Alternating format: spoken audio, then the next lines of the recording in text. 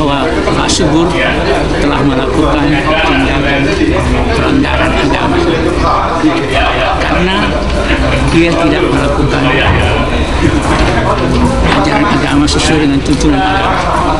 Tuntunan agama memerintahkan kepada kita untuk tidak boleh kawin lebih dari 4, dan dia telah melakukan kesalahan. Tuntunan agama telah memerintahkan kepada kita untuk meninggalkan praktik perdukunan atau praktik peramalan. Majelis Ulama Indonesia atau MUI akhirnya mengumumkan hasil investigasi terkait dugaan ajaran sesat dan praktek perdukunan Eyang Subur. MUI mengeluarkan fatwa yang menyatakan bahwa Eyang Subur telah melakukan pelanggaran agama. Ajaran pria sepuh asal Jombang, Jawa Timur ini dianggap tidak sejalan dengan akidah Islam. Dari hasil investigasi yang dilakukan, tim khusus yang dibentuk MUI menemukan bukti-bukti praktek perdukunan. Dalil lain yang mendukung penyimpangan adalah jumlah istri yang melebihi ketentuan syariat. Sejak awal kita membuat surat ke ke Majelis Ulama bahwasanya kita akan siap menceraikan atau melepaskan istrinya Eyang yang nomor 5 sampai seterusnya. Artinya apa? Kita terima. Gitu loh. Jadi tidak usah ada polemik kembali. Dengan ini demi Tuhan bahwasanya Eyang Subur akan melepaskan dan menceraikan istri yang lebih daripada 4. Eyang Subur adalah orang yang patuh terhadap hukum. Eyang Subur menghormati Majelis Ulama Indonesia. Walau dikatakan MUI Eyang Subur sebagai dukun, tapi sudah kita buktikan sekali lagi, Eyang Subur bukan dukun. Ini ada akte notaris, dia pengusaha, titik. Tudingan penyimpangan yang diungkap Adi Bing Slamet ternyata bukan isapan jempol belaka. Dalam keterangannya pada awak media, MUI mengatakan Eyang Subur tidak menjalankan kewajiban beribadah seperti yang diperintahkan Allah Subhanahu wa Ta'ala. Dengan bukti yang ada, MUI menghimbau Eyang Subur untuk bertaubat dan segera meminta maaf pada orang-orang yang tersakiti. Membimbing mereka, karena kita temukan bahwa Pak Subur ini tidak melakukan perintah agama karena tidak tahu. Tidak melakukan perintah agama karena tidak tahu.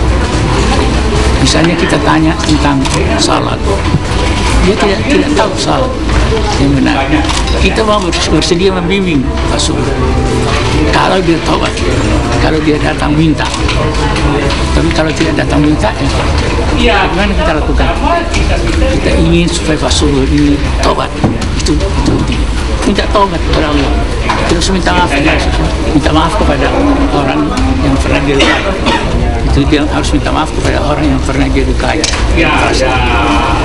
Nah, kalau tidak mau bertobat, ya kita laporkan kepada yang berwajib. Oh, kita sudah membuat fatwa, kita sudah minta Eyang Subur untuk bertobat, tapi dia tidak mau tobat, kita sampaikan kepada pihak kepolisian.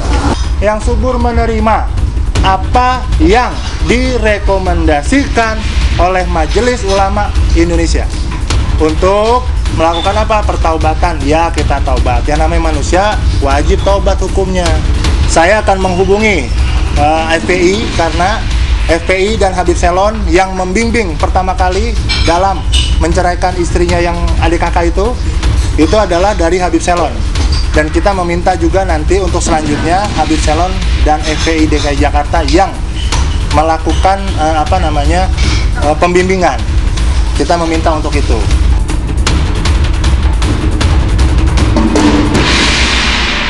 Fatwa MUI terkait pelanggaran agama tidak membuat salah satu ormas keagamaan yang memantau kasus ini merasa puas. Mereka mendesak MUI untuk melakukan investigasi lebih mendalam untuk menegaskan dugaan aliran sesat Eyang Subur.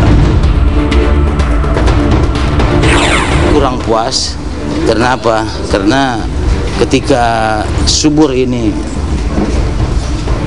banyak melakukan penistaan, pelecehan terhadap agama, penipuan yang berindikasi penipuan, yang melecehkan perempuan, penistaan terhadap agama, ini menjadi kesakit hatian umat Islam khususnya. Umar juga mengatakan bahwa dalam waktu dekat kami menginginkan bahwa Subur itu menceraikan, tapi harusnya ada target yang jelas. Siapa orangnya, istri yang mana, dan berapa lama akan diceraikan itu? Apakah dia mau pertobatan ini berjalan?